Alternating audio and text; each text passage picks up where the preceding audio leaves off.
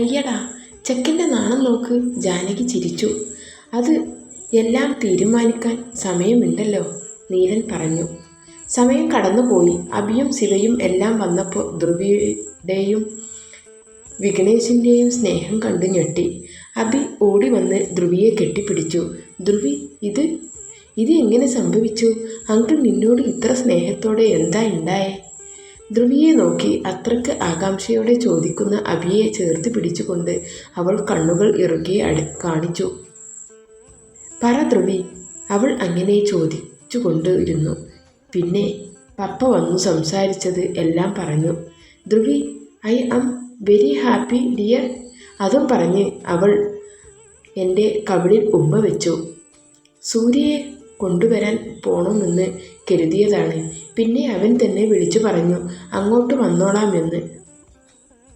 വൈകിട്ട് 6 മണിയോടെയാണ് സൂര്യൻ നീലഞ്ചും വന്നത്. എല്ലാവരും അവരെ ഹാർദമായി തന്നെ സ്വാഗതം ചെയ്തു. സൂര്യയെ കണ്ടപ്പോൾ തന്നെ ഞാൻ പോയി ഹഗ് ചെയ്തു. എല്ലാവരുടെയും മുഖത്ത് സന്തോഷമായിരുന്നു. ഹൈ മാൻ. നിരവും സൂര്യയും കൈ കൊടുത്തു. പിന്നെ അച്ഛൻ്റെ അഞ്ജു ആൻറ്റിയുടെയും സ്നേഹപ്രകടനമായിരുന്നു. എല്ലാ പെങ്ങന്മാരും അച്ഛൻ്റെ അടുത്ത് തന്നെയുണ്ട്. വിശേഷങ്ങളെല്ലാം പറഞ്ഞ് അവർ അവിടെ തന്നെ ഇരുന്നു. ഞങ്ങൾ പിന്നെ സൂര്യക്കുള്ള റൂമെല്ലാം സെറ്റ് ചെയ്തിരുന്നു. അവിടേക്ക് അവൻ്റെ സാധനങ്ങൾ കൊണ്ടുവച്ചു. എന്നാൽ എൻ്റെ മെയ്കൾ തേടി ആളെ ഇതുവരെ കണ്ടില്ല. ഹൈ ആമി, സുഖമല്ലേ? അതും പറഞ്ഞ് അവൻ ആമിയെ കെട്ടിപ്പിടിച്ചു. അത് കണ്ട് എൻ്റെ നിരവിൻ്റെ എക്സ്പ്രഷൻ ഒന്നും കാണാമായിരുന്നു. ഒരുമാതിരി ഇഞ്ചി കടിച്ച പോലെ. അത് കണ്ടതും ഞാനും അവനെ നോക്കി ചിരിച്ചുകൊണ്ട് സൂര്യയുടെ കൂടെ പോയി. നിരവ് ആമിയെ നോക്കി പേടിപ്പിട്ട്, നിരവ്, ഓ സൂര്യ വന്നത് ഇനി എനിക്ക് പണിയാവോ? ഏയ് ഇല്ല, അവൻ ഒരു പാവമാണ്, പണിയാവോ എന്ന് ആലോചിച്ച് നിൽക്കുമ്പോഴാണ് ആമി അങ്ങോട്ട് വന്നത്. അവനെ കണ്ട് ഞാൻ ശരിക്കും ഒന്ന് ഞെട്ടി. ആ കോപ്പൻ ഒടുക്കത്തെ ലുക്ക്, ഉരുട്ടിക്കയറ്റിയ അവൻ്റെ ജിം ബോഡി, ഒട്ടകത്തിൻ്റെ പാൽ കുടിച്ച് ഒടുക്കത്തെ നിറം. വന്നപ്പോൾ തന്നെ അവന് എൻ്റെ പെണ്ണിനെ കെട്ടിപ്പിടിക്കണം തെണ്ടി. അവൻ നിന്നു കൊടുത്തേക്കുക. ഇവളെ ഞാൻ നിന്ന്. ഡി ആമി, ഇങ്ങ് വന്നേ. ഞാൻ ഇത്തിരി ദേഷ്യത്തോടെ തന്നെയാണ് വിളിച്ചത്. എന്താടാ? അത് മോളെ, അവനായിട്ട് അധികം ഒട്ടണ്ട കേട്ടല്ലോ. അവളുടെ ഒരു കെട്ടിപ്പിടുത്തം. അതും പറഞ്ഞ് ഞാൻ ആമിൻ്റെ കയ്യിൽ പിടിച്ച് തിരിച്ചു. പട്ടി വിടടാ. ഞാനല്ലല്ലോ, അവനല്ലേ. വിടടാ പട്ടി എൻ്റെ കയ്യിൽ. അവൾ കിടന്ന് അലറുന്നുണ്ട്. പിന്നെ പാവം തോന്നി ഞാൻ കൈ വിട്ടപ്പോൾ അവൾ ഓടി. കാശി മുന്നേ അവൻ്റെ റൂമിലേക്ക് പോയോണ്ട് ഞാനും അങ്ങോട്ട് തന്നെ പോയി. അവർ വന്ന് കുറച്ച് സമയം റെസ്റ്റ് എടുത്ത്. ആൻറ്റി പിന്നെ അച്ഛൻ്റെ അടുത്ത് തന്നെയായിരുന്നു. പണ്ട് ഒളിച്ചോടിയ കഥകളെല്ലാം പറഞ്ഞ് കരയുകയും ചിരിക്കുകയും അങ്ങനെ നടക്കുകയാണ്. ഫുഡ് കഴിക്കാൻ വരുന്ന സമയത്താണ് അവൻ എല്ലാവരും കാണുന്നത്. ദർശിയെ കണ്ടതും അവനെ എടുത്തു പൊക്കി ഷോ കാണിക്കിട്ട്. ആള് ഇത്തിരി പാവമാണെങ്കിലും ഇത്തിരി കൂടുതൽ ഷോ ആണ്. ശിവയുടെയും എന്തൊക്കെയോ ചോദിക്കുന്നുണ്ട്. പിന്നെയാണ് അഭിയെ കണ്ടത്. അവൾ പിന്നെ എല്ലാവരോടും നല്ല കമ്പനിയാണല്ലോ. അത് കണ്ട് അവനോടും അങ്ങനെ തന്നെ. പിന്നെ ധ്രുവിയിലാണ് എൻ്റെ ഏക പ്രതീക്ഷ. ഇത്രയും പേരെയും അവൻ കയ്യിലെടുത്തു. അപ്പോൾ ദാണ്ടെ അവൾ വരുന്നു. ഒരു ഫ്രോക്കാണ് വേഷം. അതിൽ ശരിക്കും അവൾ ഒരു മാലാഖ തന്നെയായിരുന്നു. അവളെ കണ്ട് എന്നെപ്പോലെ തന്നെ വായു പൊളിച്ച് ഇരിക്കുകയാണ് അവൻ. Hi Dhruvi, how are you? Fine and you? അവൻ ചിരിച്ചുകൊണ്ട് ഹഗ് ചെയ്തതും അവളും അവനും ഹഗ് ചെയ്തു. ഇപ്പോൾ മനസ്സിലായി നിരവിൻ്റെ അവസ്ഥ. എന്നാലും ഇവൾ എന്തിനാ അവനെ ഹഗ് ചെയ്തത്? ഓ കോപ്പ്. ഓ എനിക്കറിയാം മിസ് വോൾട്ട്. ഇപ്പോൾ അത് നോക്കുന്നത് ശ്രീകൃഷ്ണ അല്ലേ? യെസ് സൂര്യേട്ടാ. ഫുഡ് കഴിച്ചോ? No dear. അവൻ പറയുന്നത് അവൾ ഇളിച്ചു കാണിച്ചിട്ട് എനിക്ക് ആകെ കൂടെ എരിഞ്ഞു കയറുന്നുണ്ട്. അവരെ കണ്ട് ഇങ്ങനെ ഇളിച്ചു നിൽക്കാൻ എനിക്ക് തീരെ ഇല്ലാത്തോണ്ട് ഞാൻ ടെറസിലേക്ക് പോയി. സൂര്യനേട്ടൻ വന്ന് അറിഞ്ഞപ്പോൾ ആളെ കാണാമല്ലോ എന്ന് കരുതി താഴേക്ക് ചെന്നതാണ്. അയാൾ വന്ന് ഹഗ് ചെയ്യുമെന്ന് ഞാൻ ഒരിക്കലും പ്രതീക്ഷിച്ചില്ല. അപ്പോൾ തന്നെ എൻ്റെ കണ്ണുകൾ പോയത് കാശിയിലേക്കാണ്. ഭാവവ്യത്യാസമൊന്നുമില്ല. അപ്പോൾ എന്നോടും ഇഷ്ടമൊന്നുമില്ല. ഞാൻ ഇത്തിരി കൂടി ഫ്രീ ആയി തന്നെ സൂര്യനോട് സംസാരിച്ചു. പെട്ടെന്ന് തന്നെ കാശി എണീറ്റ് പോകുന്നത് കണ്ടതും ഞാൻ സൂര്യയോട് ഒന്ന് ചിരിച്ചു കാണിച്ചിട്ട് കാശിയേട്ടൻ്റെ പിന്നാലെ ചെന്നു. കാശി, ഞാൻ വിളിച്ചതും അവൻ എന്നെ ഒരുമാതിരി നോക്കുന്നുണ്ട്. എന്താ എന്താ ദേഷ്യം? താങ്ക്സ്, ഞാൻ ചിരിച്ചുകൊണ്ട് പറഞ്ഞതും അവൻ എന്നെ സംശയത്തോടെ നോക്കി. പപ്പയോട് സംസാരിച്ചതിന് എല്ലാം പറഞ്ഞതിനും കാശി, സംസാരിച്ചില്ലെങ്കിൽ എൻ്റെ പപ്പയെ എനിക്ക് തിരിച്ചു കിട്ടില്ലായിരുന്നു. ഒത്തിരി നന്ദിയുണ്ട്. ഞാനിപ്പോൾ ഒത്തിരി സന്തോഷത്തിലാണ്.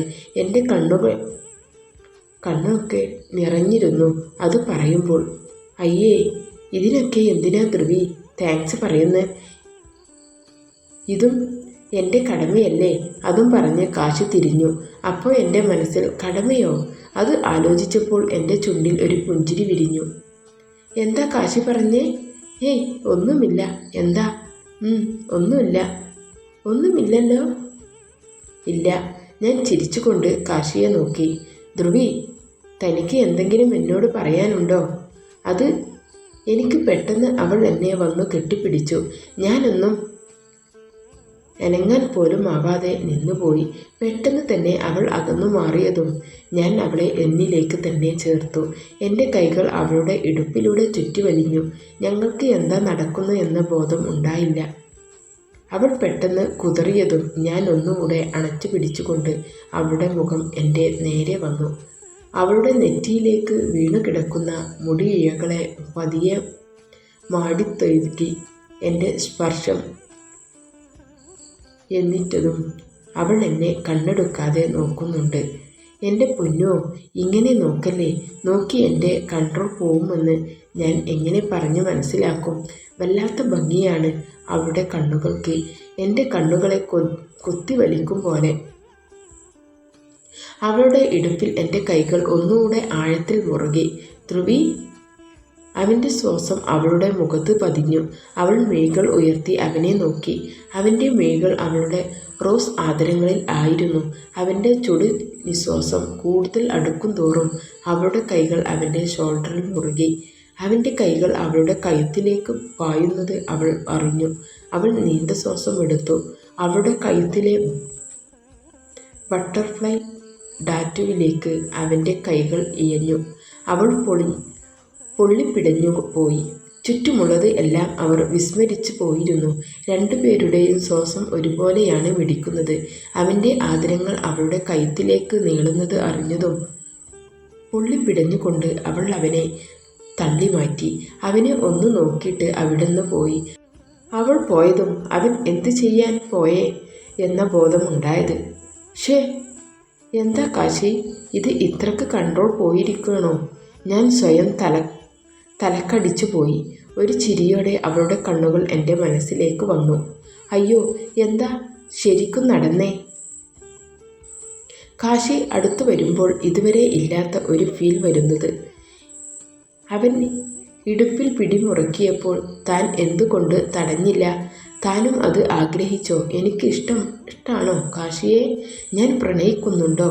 അതാണോ ശിവയെയും കാശിയെയും കാണുമ്പോൾ ദേഷ്യം വരുന്നത്? ശരിയാണ്, ഞാനിപ്പോൾ ഋഷിയെ കാണാൻ കൊതിക്കാറില്ല, ഓർക്കാറില്ല. എന്നാൽ എൻ്റെ മനസ്സിൽ ഇപ്പോൾ കാശി എന്ന പേരിനോട് ഒരു പ്രണയമുണ്ട്. കാണാൻ കൊതിക്കാറുണ്ട്, സാന്നിധ്യം ആഗ്രഹിക്കുന്നുണ്ട്. ഒന്നും ചേർത്ത് പിടിച്ചാൽ എൻ്റെ മനസ്സിലെ മുറിവ് ഒഴിയും പോലെ തോന്നാറുണ്ട്. എൻ്റെ ഹൃദയം നിൻ്റെ ഹൃദയമിടിപ്പ് കേൾക്കാൻ കൊതിക്കാറുണ്ട്. എന്നെ കാണുമ്പോൾ മാത്രം എന്നിൽ വരുന്ന മാറ്റങ്ങൾ ഞാൻ ഒരു അത്ഭുതത്തോടെ അറിയാറുണ്ട്. ഋഷിയോട് എനിക്ക് ഇതുപോലൊരു അനുഭവം ഉണ്ടായിട്ടില്ല. അവൻ അടുത്തു വരുന്നത് ആഗ്രഹിച്ചിട്ടാണെങ്കിൽ പോലും എൻ്റെ ഹൃദയം കവർന്ന് കാശിയാണ്. ഋഷിയെ മറക്കാൻ ഞാൻ പഠിച്ചു. ഒരിക്കൽ അവൻ തിരിച്ചറിയും എൻ്റെ സ്നേഹത്തിൻ്റെ വില എന്താണെന്ന്, വിശ്വാസത്തിൻ്റെ മൂല്യം എന്താണെന്ന്. അത്രയ്ക്ക് ഞാൻ അവനെ വിശ്വസിച്ചതാണ്. കാശിയെ സ്നേഹിക്കുന്നു എൻ്റെ മനസ്സിൽ പലവർത്തി പറയുന്നുണ്ട്. എന്നാലും പേടിയാണ് എനിക്ക്. ഇനിയും സ്നേഹിച്ച് തോൽക്കാൻ വയ്യ. എന്നാൽ കാശിയുടെ മുഖം ഓർക്കവേ അവളുടെ ചൊടിയിൽ ഒരു പുഞ്ചിരി വിരിഞ്ഞു. ധ്രുവി, എന്തോ ആലോചിച്ചിരിക്കുന്നേ? ഭയങ്കര ആലോചനയാണല്ലോ. എന്താണ് ഒരു ചിരിയോടെ അഭി ചോദിച്ചതും ഞാൻ അറിയാതെ ചിരിച്ചുപോയി. ഏയ് ഒന്നുമില്ല എൻ്റെ കുട്ടിക്കുറുമ്പി. ഹാ, നീ ഇവിടെ ഇരിക്കുകയാണോ? വന്നേ, കിടക്കണ്ടേ നിനക്ക്? വാ അഭി. പെട്ടെന്ന് ശിവ വന്നു അഭിയെ വിളിച്ചു. ഞാൻ ഇല്ല ശിവ, ഞാൻ ഇന്ന് ധ്രുവിൻ്റെ കൂടെയാ കിടക്കുന്നേ, നീ പൊക്കോ, അഭി പറഞ്ഞു. വാ അഭി, കളിക്കാതെ, ശിവ ഇത്തിരി ദേഷ്യത്തിൽ പറഞ്ഞു. ഇല്ലെന്ന് പറഞ്ഞില്ലേ, നീ പോയേ. ഞാൻ ഇന്ന് ധ്രുവിൻ്റെ കൂടെയാ, അഭി എന്നെ ചേർത്ത് പിടിച്ചു പറഞ്ഞു. ഇന്ന് ഇവിടെ കിടന്നട്ടെ ശിവ, നീ പൊക്കോ, ഞാൻ പറഞ്ഞതും ശിവ അഭിയെ നോക്കിയിട്ട് പോയി. കാശിയും നിരവും സൂര്യയും സംസാരിച്ചിരിക്കുകയായിരുന്നു. എന്നാൽ കാശിയുടെ മനസ്സ് ധ്രുവിയുടെ അടുത്തായിരുന്നു. എന്നാൽ ഗുഡ് നൈറ്റ് കാശി. ഡാ നിരവേ, നാളെ കാണാം, bye. Okay Surya, good night. അതും പറഞ്ഞ് നിരവും സൂര്യയും പോയി. കാശി റൂമിലേക്ക് പോകുന്ന സമയത്താണ് ധ്രുവിയുടെ റൂമിൽ നിന്ന് പോകുന്ന ശിവ. അവൾ പോയതും കാശി റൂമിൻ്റെ വാതിൽ തട്ടി. ധ്രുവി വാതിൽ തുറന്നതും മുന്നിൽ കാശി. അവൾ ഒന്ന് ചിരിച്ചു. എന്താ കാശി? ധ്രുവി, അത് ഒന്നുമില്ല, ഞാൻ ഒരു പതർച്ചയോടെ പറഞ്ഞു. ഹേയ്, ഈ രാത്രിയിൽ വന്ന് വാതിൽ തട്ടിയിട്ട് ഒന്നുമില്ലെന്നോ? എന്തു പറ്റി? അവൾ ഒരു പുഞ്ചിരിയോടെ ചോദിച്ചത് ആ ചിരിയിൽ ഞാൻ അലിഞ്ഞു പോയിരുന്നു. അതുതന്നെ, ഒന്ന് കാണണമെന്ന് തോന്നി, അതാ. ഞാനും ഒരു ചിരിയോടെ പറഞ്ഞതും അവൾ എന്നെ നോക്കി ചിരിച്ചു. എന്താ ചിരിക്കുന്നേ? ഞാൻ ചോദിച്ചു. ഏയ് ഒന്നുമില്ല. അഭി എന്താ ഇവിടെ? അത് അവൾ വാശി പിടിച്ചു കൊണ്ട് കിടന്നതാ, അവൾ ഒരു ചിരിയോടെ പറഞ്ഞു. ധ്രുവി, തൻ്റെ ബ്ലൂ എസ് ആണല്ലോ, അത് നല്ല ഭംഗിയാണല്ലോ. പിന്നെ എന്തിനാ ലെൻസ് വെക്കുന്നേ? ഞാൻ സംശയത്തോടെ ചോദിച്ചു. അത് എനിക്ക് ആ യെസ് ഇഷ്ടല്ല കാശി. എന്തോ എൻ്റെ മെയ്കളെ ഞാൻ എന്നോ വെറുത്തതാണ്. അവൾ പറഞ്ഞതും ഞാൻ ഒന്ന് ചിരിച്ചു. എന്നാൽ എനിക്ക് ആ മെയ്കളെ കാണണം ധ്രുവി, അതിനെ സ്നേഹിക്കണം, എൻ്റെ മെയ്കളിൽ ചേർക്കണം. ഞാൻ പറഞ്ഞു നിർത്തിയതും അവൾ എന്നെ അത്ഭുതത്തോടെ നോക്കി. എനിക്ക് നിന്നെ ഇഷ്ടമാണ് ധ്രുവി, നിന്നെ സ്നേഹിച്ചാൽ മതി എനിക്ക്. നീ എന്നെ തിരിച്ച് സ്നേഹിക്കണമെന്നു ഞാൻ വാശി പിടിക്കില്ല. എന്നാൽ നിൻ്റെ സ്നേഹം ഞാൻ ആഗ്രഹിക്കുന്നു, പിടിച്ചു വാങ്ങില്ല ഞാൻ. നീ അറിഞ്ഞ് സ്നേഹിക്കണം. എന്നാൽ എൻ്റെ പെണ്ണ് പോയി കിടന്നോ? ഒരു പുഞ്ചിരിയോടെ പറഞ്ഞ് ഞാൻ എൻ്റെ റൂമിലേക്ക് പോയി. അപ്പോഴും ഒന്നും മനസ്സിലാവാതെ നിൽക്കുകയായിരുന്നു ധ്രുവി. ഞാൻ ഇത്ര നേരം ആലോചിച്ചതിൻ്റെ മറുപടിയാണ് കാശി പറഞ്ഞത്.